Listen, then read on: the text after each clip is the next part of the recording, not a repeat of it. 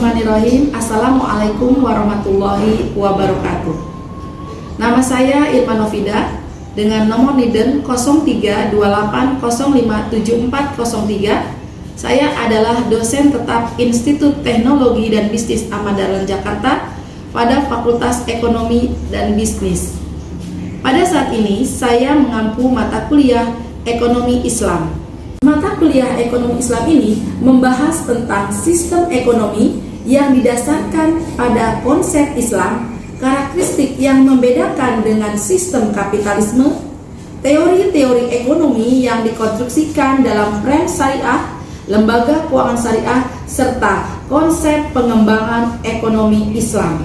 Tujuan daripada pembelajaran mata kuliah Ekonomi Islam ini adalah diharapkan mahasiswa mampu memahami konsep dasar, mekanisme pasar, mengaplikasikan akad-akad pada perbankan syariah, mampu melakukan perhitungan zakat, menganalisis dan memecahkan isu-isu moneter maupun permasalahan ekonomi dengan pendekatan ekonomi Islam. Pembelajaran dalam ekonomi Islam ini adalah pada pertemuan pertama kita akan membahas tentang bagaimana mahasiswa mampu memahami konsep daripada dasar ekonomi Islam. Kemudian pada minggu kedua kita akan membahas tentang nilai-nilai dasar dan prinsip-prinsip dasar dari ekonomi Islam. Pada minggu ketiga kita akan membahas tentang teori permintaan, konsumsi dalam Islam, dan maslahah dalam konsumsi Islam. Kemudian pada minggu keempat kita akan membahas tentang maslahah dalam produksi dan nilai-nilai Islam dalam produksi. Selanjutnya, dalam minggu kelima kita juga akan membahas tentang konsep pasar dalam Islam dan deregulasi harga yang adil. Kemudian pada minggu keenam kita akan membahas tentang konsep dan instrumen distribusi dalam ekonomi Islam. Kemudian pada minggu ketujuh kita akan melakukan evaluasi pemberian materi pertama sampai dengan materi ke-6. Pada pertemuan ke-8 kita akan mempelajari tentang peran jiswab dan perhitungan zakat. Kemudian pada pertemuan ke-9 kita akan mempelajari juga tentang mekanisme operasional lembaga keuangan syariah. Pada minggu ke-10 atau pertemuan 10 kita akan menganalisis dan memahami daripada kegiatan perbankan syariah, termasuk juga akad-akad dalam perbankan syariah. Kemudian pada minggu ke-11 kita akan mereview masalah moneter ataupun inflasi menurut perspektif ekonomi Islam. Pertemuan ke-12 dan 13 kita juga akan membahas tentang instrumen kebijakan fiskal dalam ekonomi Islam. Selanjutnya pada pertemuan terakhir kita akan memberikan pembelajaran tentang perkembangan ekonomi Islam di era revolusi industri 4.0. Dan pada pertemuan yang terakhir kita akan memberikan penilaian ataupun mereview hasil dari pembelajaran pertemuan ke-8 sampai dengan 14. Metode pembelajaran yang kami berikan kepada mahasiswa yaitu dengan tatap muka, dengan metode ceramah, diskusi, dan juga menonton video-video yang terkait dengan pembelajaran ekonomi Islam.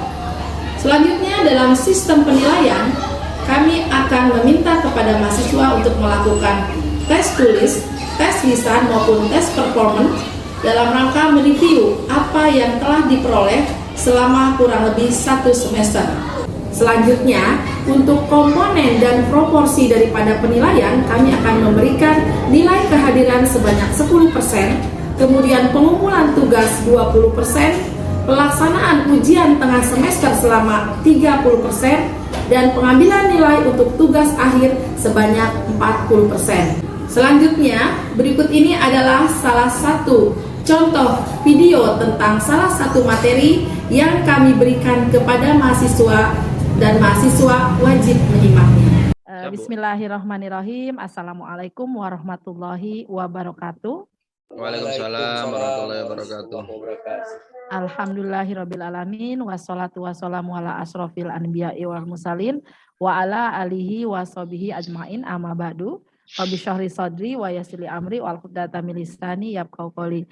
Yang berbahagia teman-teman mahasiswa, alhamdulillah hari ini kita dapat bertemu kembali dalam perkuliahan Ekonomi Islam secara online, dan ini adalah pertemuan kita yang ke-7 ya. Dan untuk materinya insya Allah kita akan bahas tentang perbankan syariah.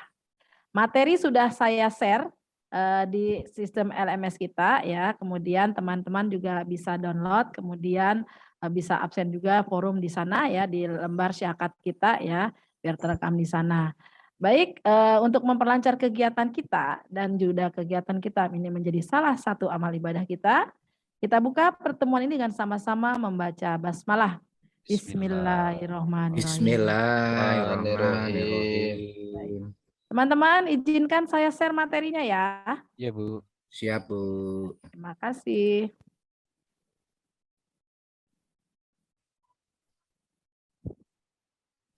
Baik. Baik.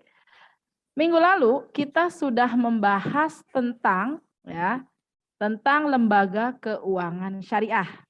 Nah, di dalam lembaga keuangan syariah lintas dikenal dengan yang namanya perbankan syariah.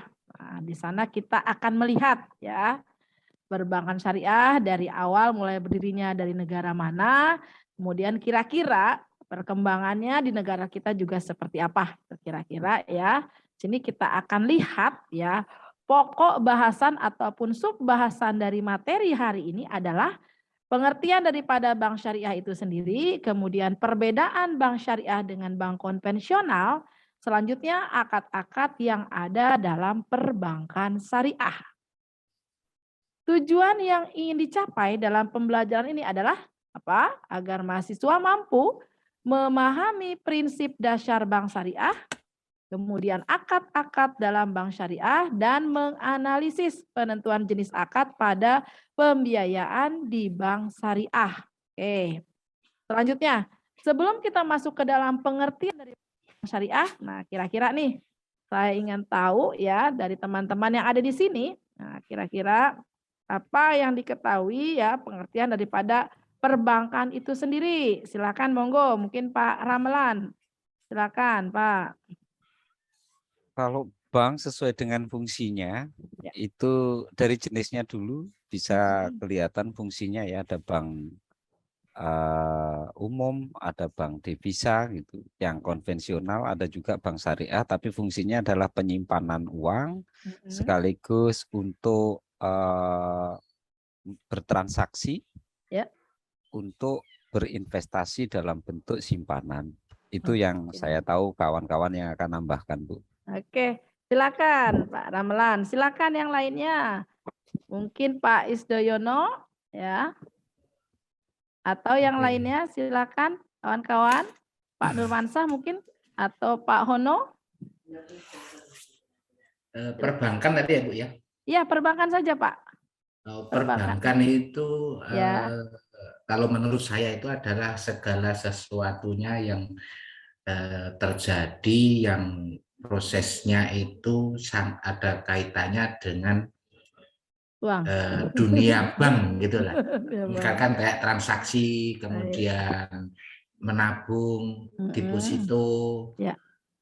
bunga, suku bunga dan sebagainya, yang ada kaitannya segala sesuatunya yang berkaitan dengan dunia bank. Saya pikir gitu. Baik, terima kasih Pak Yono, Pak Ramelan ya sudah berpartisipasi aktif ya. Baik, ya jadi perbankan itu sendiri adalah suatu badan usaha ya, suatu badan usaha yang kegiatannya menghimpun dana dari masyarakat, kemudian menyalurkan juga dana tersebut kepada masyarakat dengan tujuan untuk apa?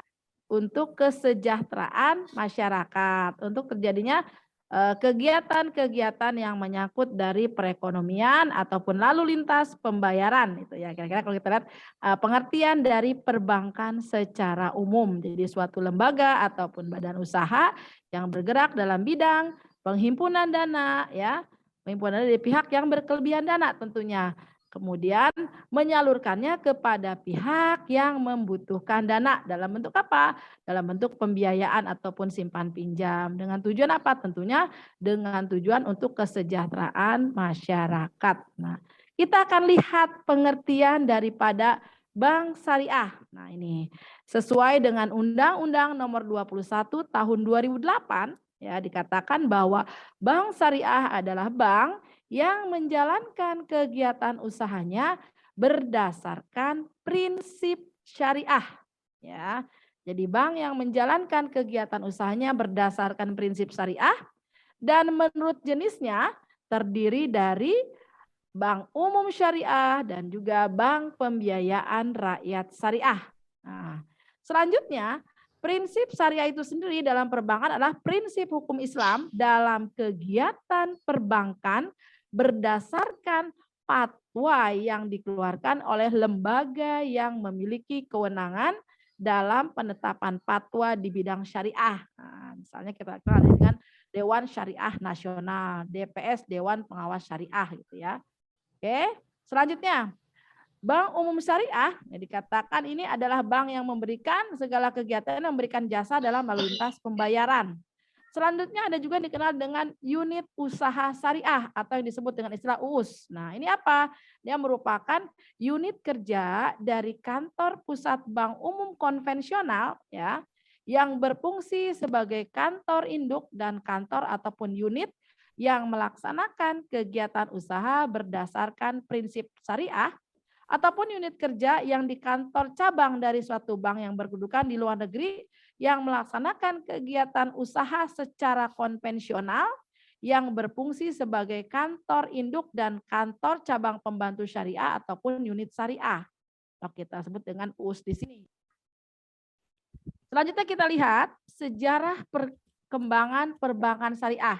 Nah, kita baca-baca ya, itu ada biasanya sebenarnya fungsi-fungsi daripada perbankan itu sudah ada ya, sudah menjadi tradisi sejak zaman Rasulullah ya, seperti adanya pembiayaan maupun penitipan harta, pinjam meminjam uang dan bahkan melaksanakan fungsi pengiriman uang ya.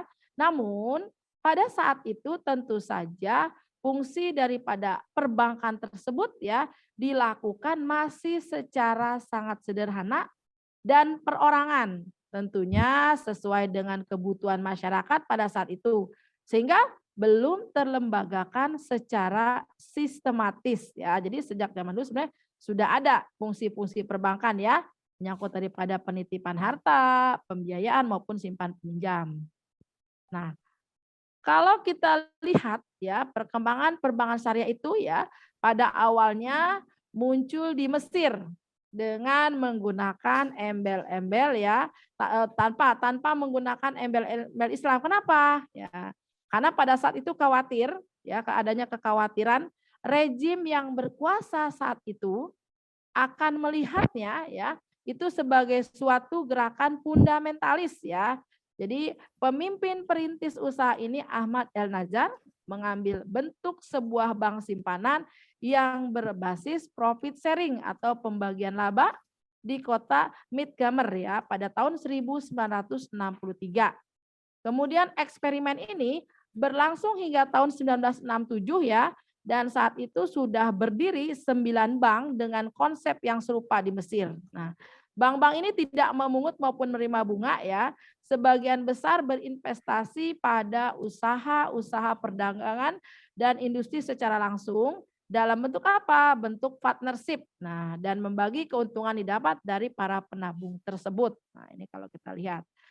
Selanjutnya kita lihat perkembangan di Indonesia bagaimana. Nah, teman-teman mungkin sudah tahu selintas kemarin ya, itu awal pelopornya adalah tentu dikenal dengan namanya Bank Muamalat Indonesia ya, yang berdiri tahun 1991.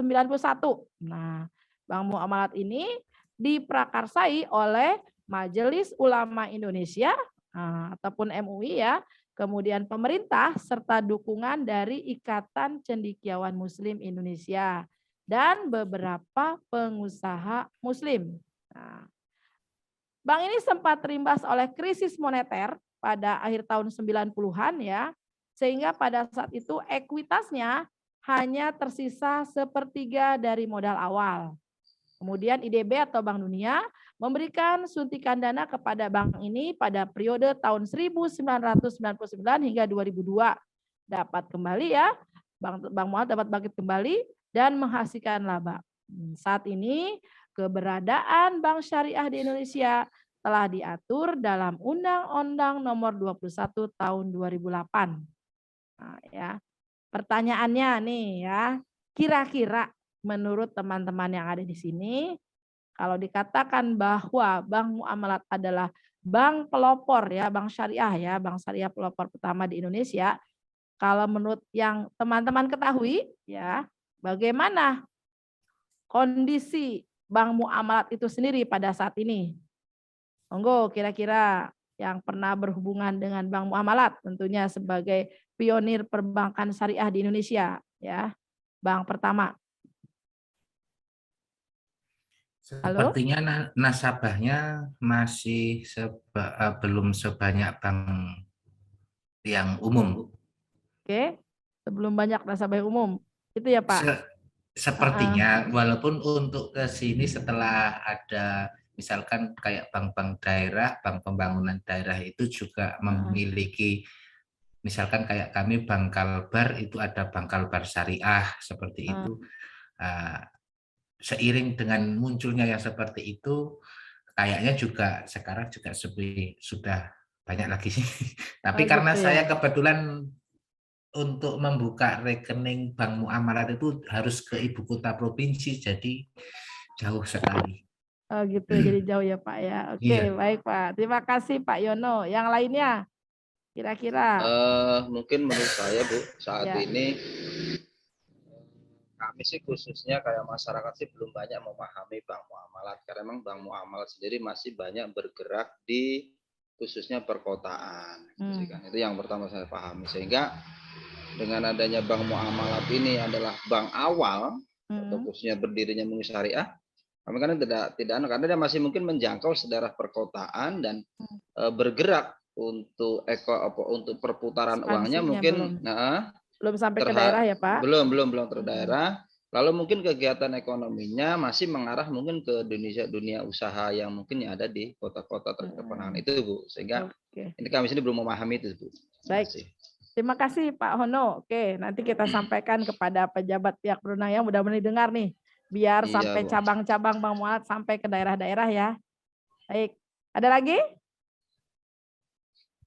Sama Bu, kalau untuk kami di Kabupaten Pontianak, untuk khususnya di Kabupaten Mempawah Bu, belum ada juga Bu. Itu paling tidak di Kota Madianya aja Bu.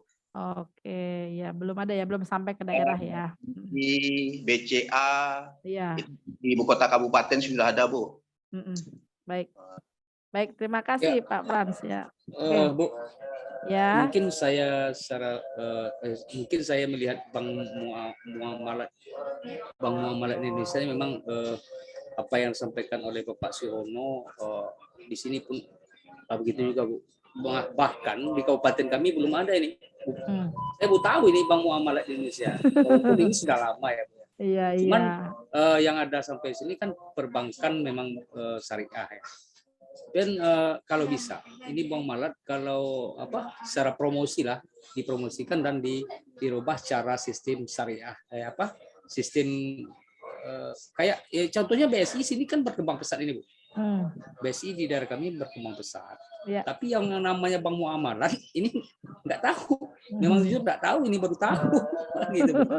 Itu bingung. Iya. Padahal Bank Muamalat pelopor oleh Bank Syariah seluruh Indonesia gitu kan. Kenapa Bank Muamalat sendiri tidak muncul di setiap kabupaten gitu. Itu aja, Bu. Terima kasih Pak Yundi dan Bapak-bapak yang lain ya.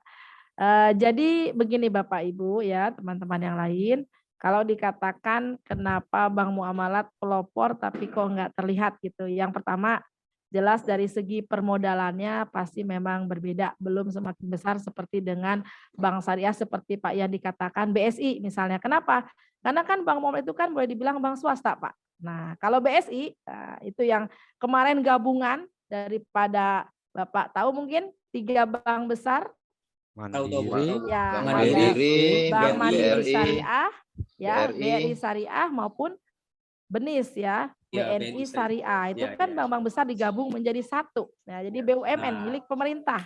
Sama seperti kalau swastanya adalah BRI gitu kan. Nah, itu pasti besar, pasti akan membuka cabang ke unit-unit daerah pasti. Di satu sisi kalau bank muamalat dia merupakan bank swasta ya. Dan bank syariah yang berbasis syariah itu bank swasta, tapi berolah dia. Jadi tetap memang keberadaan ini sampai kapanpun dia akan tetap ya dibaca oleh sejarah bahwa perbankan syariah di Indonesia. Halo? Ya? Halo, Udah ada, Pak? Bu. Udah ada, Bu. Udah ada, Bu. Baik, lanjut. Jadi perbankan syariah di Indonesia sendiri akan dicatat ya di sejarah bahwa itu adalah bank muamalat. Nah, kalau bank-bank syariah yang lain ya yang punya pemerintah tadi tentunya adalah nomor kesekian. Nah, kemudian kalau kita lihat kenapa sih kok perkembangan bank syariah itu tidak sebesar ataupun secepat bank syariah di luar, misal di Malaysia. Kenapa? Nah, ini juga bisa menjadi diskusi kita sebagai akademisi ya, teman-teman bisa menjadi kenapa? Tapi yang jelas pertama, kalau kita bandingkan dengan bank swasta, ibarat orang ya, bank swasta itu sudah berumur dewasa gitu ya. Bank konvensional maksud saya. Bank konvensional itu sudah berumur dewasa, sudah matang dalam perjalanannya. Sedangkan kalau bank syariah itu sendiri kan kita tahu baru tahun 91 berdirinya kan ya. Jadi tidak bisa disamakan dengan bank konvensional, itu yang pertama. Tentunya itu menyangkut daripada apa? Menyangkut daripada ekuitasnya, ya, permodalannya maupun sumber daya manusianya. Ya, coba Bapak Ibu mungkin bisa bandingkan. Ketika teman-teman ini memasuki perbankan misal di BCA atau Bank Mandiri ya, bank konvensional ya. Kemudian masuklah misalnya ke BSI yang memang sudah besar atau ke bank muamalat atau bank syariah yang lainnya. Pasti kan agak berbeda. Nah, tapi di sana nuansa daripada keagamaannya akan terlihat kan. Coba Bapak Ibu lihat ya, teman-teman lihat kan ketika BCA, wah akan terlihat dengan pakaian yang cukup enak dipandang gitu ya dalam artian ya. Tapi masuk ke dalam coba bank muamalat, bank syariah akan terlihat kan ya. Nah, dari SDM-nya mungkin pelayanannya juga katanya ada yang bilang, wah kalau di bank syariah itu kok agak lama gitu kan. Kemudian ketika bank konvensional agak cepat gitu. Nah, itulah nanti hal-hal yang bisa kita sampaikan ya kepada pihak-pihak yang berwenang ya, menyangkut juga tadi katanya belum sampai ke daerah dan sebagainya ya. Agar apa? Agar kita yang masyarakatnya mayoritas muslim, nah tentunya diharapkan perbankan syariah ini akan lebih cepat berkembang ya sesuai dengan harapan kita ya. Oke, teman-teman kita mau kembali. tanya dulu Bu, Ya. tanya dulu sedikit. Ya, silakan Pak Yundi. Tadi Bu mengatakan bank muamalat Indonesia ini kan swasta ya Bu. Ya. Sementara yang di sini ada FUI dan dukungan pemerintah. Nah, kenapa itu dikatakan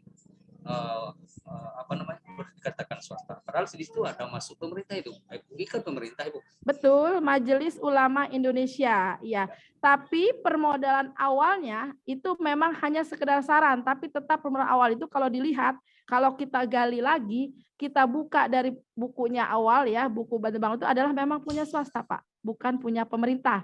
Jadi pemerintah ataupun Ikatan Cendekiawan Muslim Indonesia ya, di sana juga ada Majelis Ulama Indonesia, pemerintah, dan pada prinsipnya itu beberapa pengusaha muslim yang pada saat itu berada di Bandung ya berpikir bagaimana caranya kita membuka suatu perbankan. Jadi dari modal awal itu tidak dari pemerintah, Pak. Kalau kita buka lagi sejarahnya, itu Bapak bisa lihat di buku manual booknya Bank Muamalat Indonesia. Ada di sana sejarah awal pembukaannya. Ini dukungan-dukungan dari pemerintah ada, tapi untuk permodalannya murni memang daripada saudagar-saudagar muslim ini sendiri.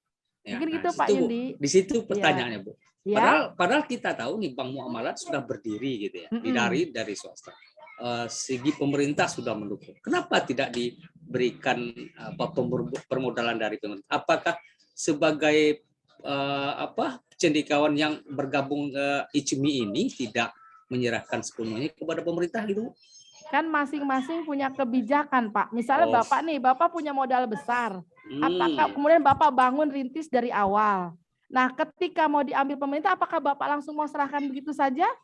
Apalagi ini ada beberapa orang, tidak sendiri, Pak. Kan nggak bisa begitu, Pak ya. kecuali memang dari awal pemerintah lah yang mendirikan. Ini kan misalnya ada Pak Yundi, Pak Ramelan, ya, kemudian Pak Hono, itu bergabung nih, ayo kita bikin bank yuk, kita gabung rame-rame, diskusi dan sebagainya, kita buat izinnya yuk, gitu-gitu kan nggak bisa Pak semerta-merta kepada pemerintah apa Papa mau punya usaha seperti itu, enggak juga kan Pak? Iya. Logikanya begitu Pak. Iya. Ya Pak ya, jadi nggak Ya, sembarang oke. supaya besar dikasih aja ke pemerintah, enak dong kalau gitu pemerintahnya. Terus modal yang punya bagaimana gitu ya Pak? Jadi Oke. itu mungkin yang merasa Mungkin bisa kerjasama dengan pemerintah gitu Pak Yundi. Saat ini kerjasamanya Bank Muamalat dengan pemerintah. Bisa. minta kebijakan dari pemerintah tambahan modal, suntikan dana gitu ya. Kalau memang itu dana makanya kurang. perkembangan Bank Muamalat boleh dikatakan agak sedikit merancang. Lambat. Lambat. Nah, itu benar. berarti pihak dari pimpinan manajerial dari Bank Muamalatnya yang harus mungkin lebih Membuka diri mungkin. mungkin gitu ya. Membuka. Sudah. Baik, kita kembali ke laptop ya, teman-teman ya. Baik, terima kasih. Lanjutnya. Ini ada beberapa bank Islam yang ada di dunia ya, mulai dari Bank Mesir tadi, dari Meet Gamer mau sampai kepada Bank Muamalat ya. Tahun 1963 ada The Meet Gamer tadi, kemudian 1973 ada Islamic Development Bank ya, Filipina Amanah Bank. 1975 ada Dubai Islamic Bank, Islamic Faisal Bank ya, kemudian 1977 ada Kuwait Finance, maupun 78 ada Jordan Islamic dan Islamic Finance House Universal Holding ya. Tahun 1979 ada Bahrain Islamic, ada Iran Islamic dan sebagainya. Teman-teman silakan baca di sini ya. Selanjutnya sampai kepada di tahun 1992 yang ada di Indonesia adalah Bank Muamalat Indonesia. Ini dicatat di sana dalam sejarah ya. Selanjutnya kita akan melihat tentang prinsip-prinsip daripada perbankan syariah. Nah, ya. Apa prinsip-prinsip dari perbankan syariah? Pertama jelas. Prinsip syariah di sini adalah aturan, ya, aturan perjanjian berdasarkan hukum Islam antara bank, ya, antara bank dan pihak lain untuk penyimpanan dana, ya, baik siabul mal di sini ya, penyimpanan dana yang menyimpan dana dan ataupun pembiayaan kegiatan usaha atau kegiatan lainnya yang sesuai dengan prinsip syariah, sesuai dengan syariah. Ketentuan Islam tentunya di sini. Nah, itu yang dimaksud dengan prinsip-prinsip perbankan syariah. Aturan perjanjian berdasarkan hukum Islam antara bank dan pihak lain untuk penyimpanan dan ataupun pembiayaan kegiatan usaha atau kegiatan lainnya yang sesuai dengan syariah. Kemudian kita lihat produk-produk yang terdapat di dalam perbankan syariah. Nah, sini apa aja? Ada produk penyaluran dana, biasanya dalam bentuk pembiayaan, misalnya pembiayaan kendaraan dan sebagainya, pembiayaan modal usaha dan sebagainya. Ada pula produk penghimpunan dana, ya. Tadi kan dikatakan tadi pengertian dari awal apa? Badan usaha yang kegiatan usahanya melakukan pengumpulan dana bagi pihak yang berkebutuhan dana dan menyalurkannya kepada pihak yang membutuhkan dana dengan tujuan untuk kesejahteraan masyarakat. Kemudian juga ada kegiatan selain daripada penghimpunan dana maupun penyaluran dana, ada juga kegiatan jasa perbankan ya. Jasa perbankannya itu apa? Minta contohnya. Bisa juga misalnya falasnya ya, penukaran mata uang atau apa misalnya teman-teman ini melakukan transfer dari bank A ke bank B atau melakukan pembayaran misalnya pembayaran uang kuliah, pembayaran listrik dan sebagainya. Nah, ini kalau kita lihat di sini produk penyaluran dana. Nah, transaksi pembiayaan yang bertujuan untuk memiliki dana. Ada juga transaksi pembiayaan yang ditujukan untuk mendapatkan jasa dan transaksi pembiayaan untuk usaha kerjasama yang ditujukan guna mendapatkan sekaligus barang dan jasa. Ada juga akad pelengkapnya. Selanjutnya kita lihat transaksi pembiayaan yang bertujuan untuk memiliki barang. Ini dikenal dengan prinsip bai ataupun prinsip jual beli. Nah, ya, di mana tingkat keuntungan bank ditentukan di depan dan menjadi bagian harga atas barang yang dijual. Jadi misalnya Pak Yono ini mau membeli kendaraan roda 4 ya, harganya misalnya 50 juta. Nah, ditambah Pak, kata pihak bank nih, saya tambahkan ya, mobilnya kita beli 50 juta, ada tambahan marginnya. Marginnya ini gunanya untuk apa? Margin ini juga akan nanti dikelola oleh pihak yang menyimpan uang di bank tersebut. Misalnya tambahannya 5 juta, jadi 55 juta. Dia akadnya disepakati di awal. Kemudian bagaimana dengan sistem pembayarannya? Itu sudah diketahui ya, pokok ditambah marginnya ataupun nisbahnya. Nah, berdasarkan bentuk pembayaran dan waktu penyerahan barang, maka transaksi jual dapat dibedakan menjadi 3, dibedakan menjadi 3. Apa saja ya? Pembiayaan murabahah ya atau murabahah bisaman azil ataupun salam, dan ada juga dengan istilah akadnya dengan istisna. Oke. Selanjutnya, transaksi pembiayaan yang bertujuan untuk mendapatkan jasa. Nah, transaksi ini dilakukan dengan prinsip sewa ataupun ijarah. Nah, ini tingkat keuntungan bank ditentukan di depan. Nah, pada prinsipnya dikatakan bahwa ijarah ini sama dengan bai ataupun jual beli tadi ya. Yang berbeda hanya pada objek transaksinya saja. Oke. Selanjutnya, transaksi pembiayaan untuk usaha kerjasama yang digunakan guna mendapatkan sekaligus barang dan jasa. Nah, transaksi ini dilakukan dengan prinsip bagi hasil atau sirkah, ya, di mana tingkat keuntungan bank ditentukan dari besarnya keuntungan usaha sesuai dengan nisbah bagi hasil yang telah disepakati bersama. Kita lihat lagi untuk produk perbankan yang termasuk ke dalam kategori pembiayaan untuk usaha kerjasama, musyarakah. Nah, apa ini maksud dengan musyarakah ini? Dia merupakan semua bentuk usaha yang melibatkan dua pihak atau lebih, nah, di mana mereka secara bersama-sama memadukan seluruh bentuk sumber daya, baik yang berwujud maupun tidak berwujud. Nah, kemudian ada juga yang dikenal dengan mudarabah. Nah, ini adalah semua bentuk kerjasama antara dua pihak atau lebih, di mana pemilik modal atau sihabul mal ya mempercayakan sejumlah modal kepada pengelola atau mudarib ya, dengan suatu perjanjian pembagiannya ada hasil keuntungannya.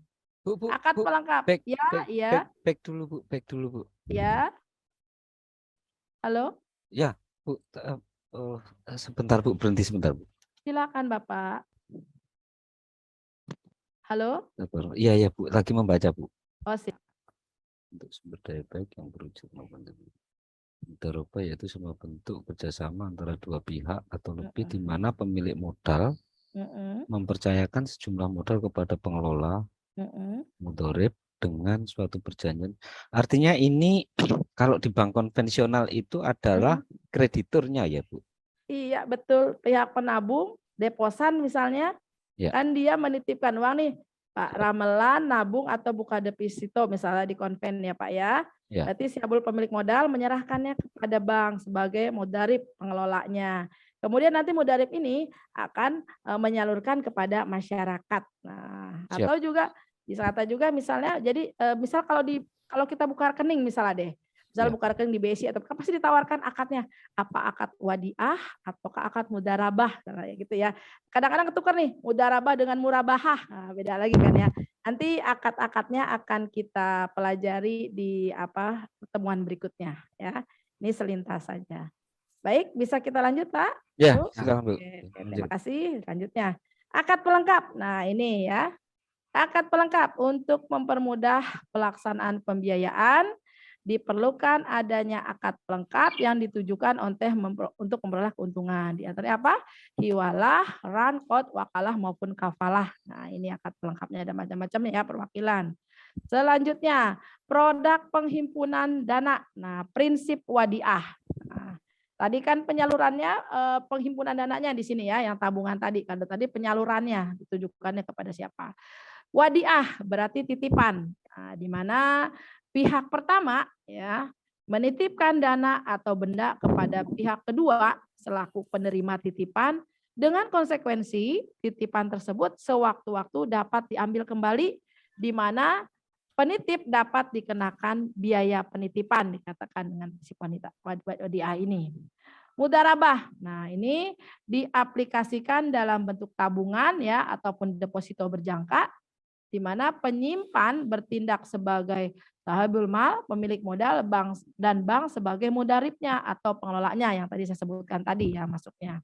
Selanjutnya, akad pelengkap untuk mempermudah pelaksanaan dana ya, penghimpunan dana diperlukan adanya akad pelengkap yang tidak ditujukan untuk memperoleh keuntungan. Misalnya apa? Wakalah.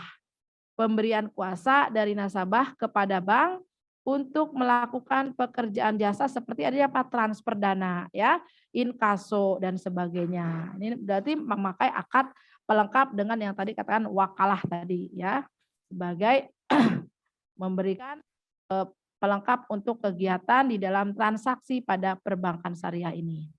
Oke, selanjutnya kita lihat produk perbankan syariah dalam prakteknya.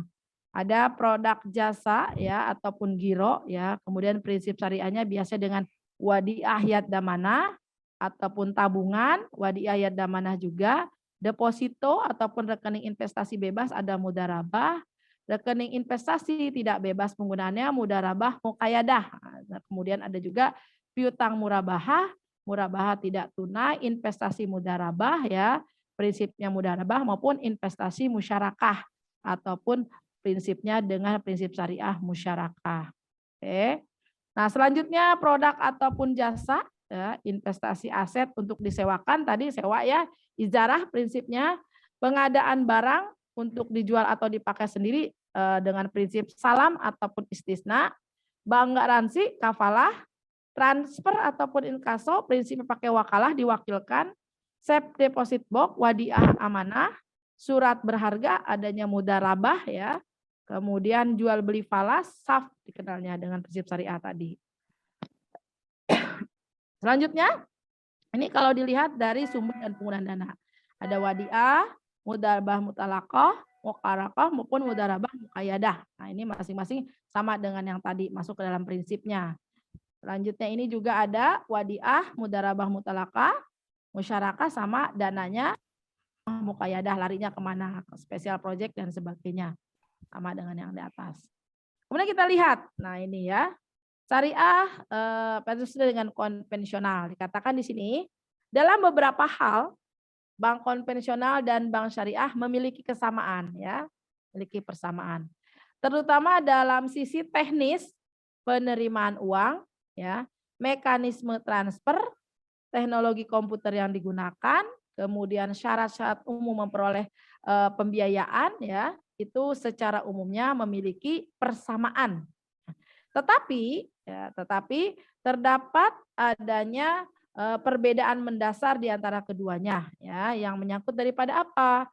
Aspek legalitas, struktur daripada organisasi, kemudian usaha yang dibiayai dan lingkungan kerja. Kalau lingkungan kerja mungkin teman-teman sudah tahu lah, bisa merasakan perbedaannya. Ketika misalnya Pak Hono masuk ke BCA, waduh, langsung ditemui oleh kasir-kasir yang bagaimana. Kemudian masuklah ke BSI gitu kan ya, bisa merasakan itu ya. Oke, selanjutnya perbedaan ini katanya dengan bank konvensional yang terletak pada sistem pembagian hasil ya. Kalau kita lihat ini ya, katakan terlihat ya teman-teman ya. Ya, Bu. Ada perbankan syariah dikenal dengan bagi hasil, perbankan konvensional bunga. Nah, di dalam perbankan syariah bagi hasil ada kemungkinan untung rugi. Nah, pada perbankan konvensional asumsinya selalu untung. Nah, ini mau untung mau rugi tetap segini katanya. Kalau dalam perbankan syariah ada untung ada juga rugi tergantung hanya. Kemudian dalam perbankan syariah ini didasarkan pada rasio bagi hasil dari pendapatan keuntungan yang diperoleh nasabah pembiayaan ya. Misalnya rasionya 40-60 nisbahnya, bank 40, penyimpan 60. Nah, kalau ini didasarkan pada jumlah uang pokok atau pinjaman. Nah, berapa persen, misalnya 7%, 5% gitu kan ya. Kemudian pada perbankan syariah margin keuntungan untuk bank ya, margin keuntungan untuk bank ditambah pokok pembiayaan berlaku sebagai harga jual yang tetap sama hingga akhir masa akad. Nah, ingat ya. Margin keuntungan untuk bank ditambah pokok pembiayaan berlaku sebagai harga jual yang tetap sama hingga akhir masa akad. Nah, porsi bagi hasil berdasarkan nisbah tetap sama sesuai hingga akhir masa perjanjian pembiayaan. Biasanya untuk pembiayaan konsumtif. Selanjutnya kalau pada perbankan konvensional bagaimana? Nah ini, nasabah kredit harus tunduk pada pemberlakuan perubahan tingkat suku bunga tertentu secara sepihak oleh bank sesuai dengan kondisi fluktuasi tingkat suku bunga di pasar uang. Nah, jadi pembayaran bunga yang sewaktu-waktu dapat meningkat ataupun menurun tidak dapat dihindari nasabah dalam masa pembayaran angsuran kreditnya. Itu misalnya kalau misalnya KPR 3 tahun segini, 4 tahun berikutnya tentu menyangkut perubahan suku bunga BI rate biasanya gitu ya. Selanjutnya pada perbankan syariah ya, jumlah pembagian bagi hasil berubah-ubah tergantung kinerja usaha bank. Misalnya ketika bank memperoleh keuntungan yang besar maka akan diporsikan kepada nasabah penyimpan juga sebesar itu.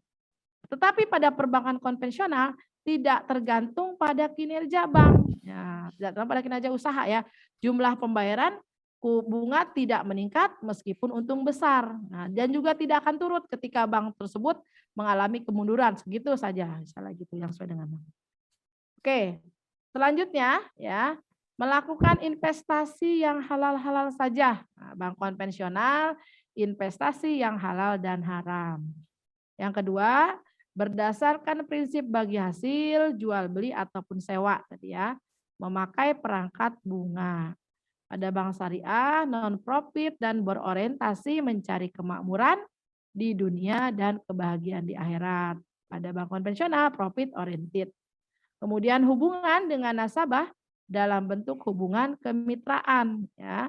Sedangkan kalau konvensional dalam bentuk hubungan debitur maupun kreditur. Penghimpunan dan penyaluran dana harus sesuai dengan fatwa Dewan Pengawas Syariah. Tapi pada bank konvensional tidak terdapat dewan yang sejenis. Pengawas syariahnya tidak ada. Ini kalau kita lihat perbandingan antara bank syariah dengan bank konvensional. Oke. Nah, sekarang kita lihat permasalahan yang dihadapi oleh perbankan syariah ataupun kendala-kendala yang dihadapi oleh perbankan syariah apa saja. Nah, ini ya. Ini yang mungkin bisa menjadi pemikiran teman-teman yang ada di sini, masukan dan sebagainya ya. Pertama, belum tersedianya sumber daya manusia yang memadai. Nah, jadi teman-teman mungkin yang belum terlalu tahu dengan nama sistem akad dan sebagainya. Nah, ini bisa diperdalam lagi nih nanti. Habis kuliah di sini, lanjutkan di kuliah di ITB Ahmad Dahlan pada sekolah pasca sarjana manajemennya perbankan syariah. Selanjutnya, pemahaman masyarakat yang belum tepat terhadap kegiatan operasional bank syariah belum terlalu dalam ya. Jangankan yang masyarakat umum biasa, kita saja yang orang cendekiawan lah ya, intelektual, akademisi kan belum juga terlalu paham kan istilahnya gitu kan. Untuk pahamnya gimana? Kita baca-baca lagi referensinya selain daripada belajar tadi. Dan yang paling penting lagi, setelah lulus ini lanjutkan S2 di ITB Ahmad Dahlan Jakarta ya, di sekolah pasca sarjananya ya. Ketiga, jadi selintas-selintas saja nih biar lebih mendalami lagi, biar lebih tertarik lagi nanti teman-teman ya. Selanjutnya, peraturan perbankan yang berlaku belum sepenuhnya mengakomodasi operasional bank syariah. Berarti ini menyangkut daripada kebijakan pemerintah, jadi regulator ya, belum nih. Jadi diharapkan nanti ke depannya peraturan-peraturan yang ada lebih memihak kepada perbankan syariah. Jaringan kantor bank syariah yang belum luas tadi teman-teman sudah membahasnya, belum ada Bu di daerah saya gitu kan ya. Mudah-mudahan nanti akan ada. Kurangnya depositoan, maksudnya penabung ya nasabahnya yang menyimpan dana. Likuiditas yang berlebihan, excessive liquidity dikatakan. Problematika biaya dan profitabilitas. Nah, kemudian masalah pendanaan pinjaman untuk konsumsi. Nah, biasanya muncul masalah-masalah apa? Masalah-masalah pembiayaan yang ngemplang, pembiayaan masalah yang tidak dapat membayar ya, istilahnya NPF. Dananya itu istilahnya menunggak. Nah, itu juga merupakan kendala-kendala yang dihadapi oleh perbankan syariah di dalam perkembangannya. Oke. Nah, tadi kita melihat di dalam salah satu perbedaan dengan bank konvensional adanya Dewan Syariah Nasional ya. Nah, Dewan Syariah Nasional di sini adalah bagian dari MUI atau Majelis Ulama Indonesia yang bertugas menumbuh kembangkan beberapa nilai-nilai syariah dalam kegiatan perekonomian pada umumnya ya dan sektor keuangan pada khususnya. Tentunya termasuk ke dalam usaha bank ya ataupun asuransi dan reksadana syariah di sini tentunya ya. Katakan di sini dia merupakan berarti apa? Bagian dari MUI yang menumbuh kembangkan penerapan nilai-nilai syariah. Yang terakhir ya, Dewan Pengawas Syariah ataupun badan independen yang ditempatkan oleh Dewan Syariah Nasional pada bank. Tugas utamanya adalah mengawasi kegiatan usaha bank agar tidak menyimpang dari ketentuan dan prinsip syariah yang telah dipatuakan oleh Dewan Syariah Nasional. Selanjutnya, sebagai penasehat dan pemberi saran kepada direksi, pimpinan unit usaha syariah dan pimpinan kantor cabang syariah mengenai hal-hal yang terkait dengan aspek syariah. Kemudian pada itu juga sebagai mediator antara bank dan Dewan Syariah Nasional dalam mengkomunikasikan usul dan saran pengembangan produk dan jasa dari bank yang memerlukan kajian dan fatwa dari Dewan Syariah Nasional. Sebagai perwakilan dari Dewan Syariah Nasional yang ditempatkan pada bank, DPS di sini ya, Dewan Pengawas Syariah wajib melaporkan kegiatan usaha ya serta perkembangan bank syariah yang diawasinya kepada Dewan Syariah Nasional sekurang-kurangnya 1 kali dalam setahun. Biasanya ada tuh laporan dari Dewan Pengawas Syariah di dalam laporan Aunal Book bank-bank syariah itu juga ada dimunculkan, laporannya juga ada dituliskan. Baik teman-teman mahasiswa, itu selintas tentang perkuliahan kita hari ini ya tentang perbankan syariah. Oke? Oke, Bu. Baik.